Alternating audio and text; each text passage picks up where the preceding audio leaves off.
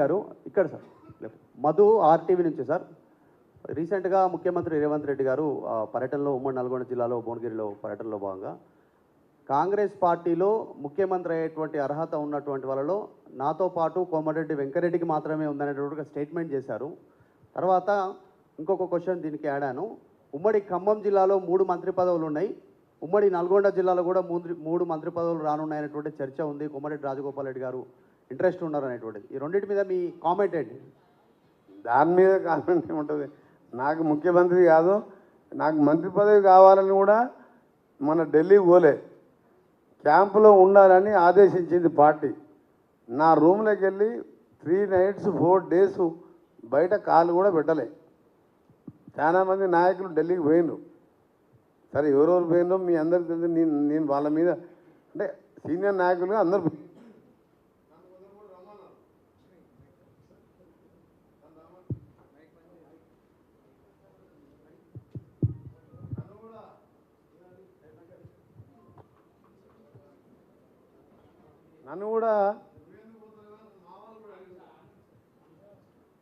నన్ను కూడా సార్ మీరు కూడా పోతారు, అందరు పోయింది సార్ ఢిల్లీకి, మీరెందుకు పోతులేని మా వాళ్ళు ఫోన్ చేసి నాకు కలిసిన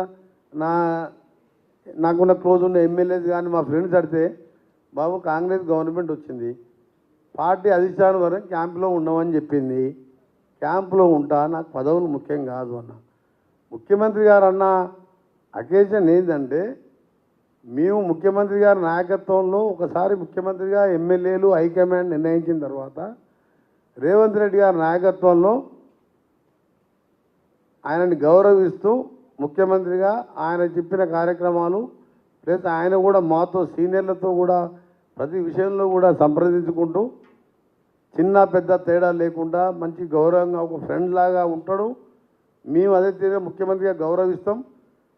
ఆయన మా దగ్గర ఒక పనికిరాలిన లీడర్ ఉన్నాడు, 10 ఏళ్ళు మినిస్టర్గా ఉండి తలకాయ ఎత్తాడు తప్ప పైకి తీయడు. ప్రెస్ వాళ్ళు పోయి నమస్తే పెట్టినా నమస్తే పెట్టాడు. ఆయన గింతే ఉంటాడు చూస్తానికి.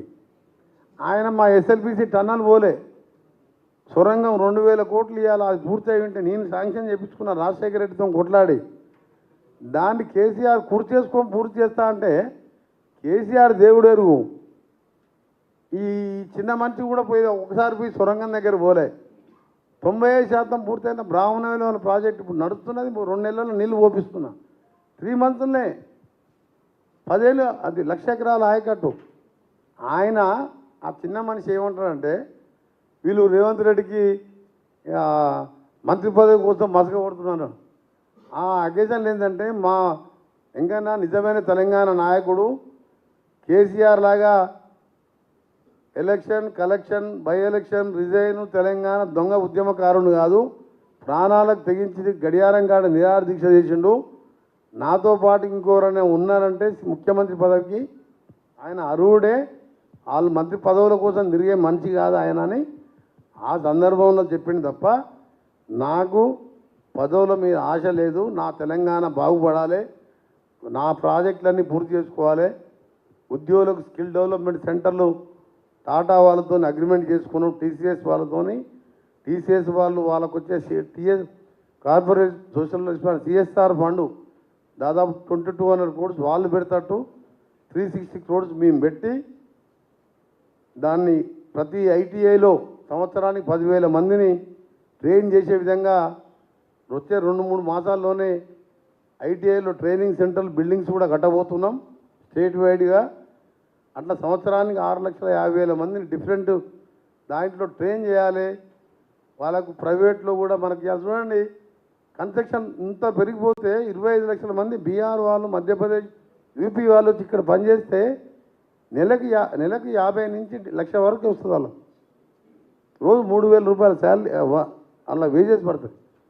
ఈ ఐటీఐ పాలిటెక్నిక్ చేసిన వాళ్ళు పేద విద్యార్థులకు కొన్ని నైపుణ్య కేంద్రాలు ఏర్పాటు చేయాలని ఆ ప్లానింగ్లో ముఖ్యమంత్రి గారు ఆయనతో డిస్కస్ చేసుకుంటూ ఆ ప్లాన్లో ఉన్న. నాకు ఏ పదవి వద్దు, ఇదే రేవంత్ రెడ్డి గారు ఈ 5 ఏళ్ళే కాదు మళ్ళీ 5 ఏళ్ళు కూడా ఆయనే ముఖ్యమంత్రి ఉంటాడు. అవసరం వస్తే మళ్ళీ కూడా కాంగ్రెసే ఉంటుంది. ఇచ్చింది కాంగ్రెస్ పార్టీ, తెలంగాణ ఇచ్చింది కాంగ్రెస్ కాబట్టి ఇక వేరే పార్టీకి ఛాన్స్ లేదు. 10 ఏళ్ళే కాదు 20 ఏళ్ళైనా కాంగ్రెస్ పార్టీ అధికారం ఉన్నది. రేవంత్ రెడ్డి గారే మళ్ళీ 5 ఏళ్ళు అంటే 10 ఏళ్ళు ముఖ్యమంత్రి ఆయనే ఉంటాడు.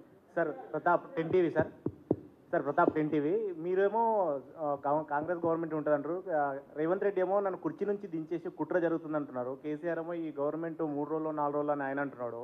బీజేపీలో డబుల్ ఇంజన్ సర్కార్ వస్తుంది అని అంటారు. కొంతమంది బీజేపీ ఎమ్మెల్యేలు కూడా మీ మీద ఆరోపణలు చేశారు. ఎమ్మెల్యేలు నా దగ్గర ఎమ్మెల్యేలు ఉన్నారు, మీరు కోమటిరెడ్డి వెంకటరెడ్డి నెక్స్ట్ షిండే కాబోతున్నారు అని చెప్పేసి కామెంట్ చేస్తున్నారు.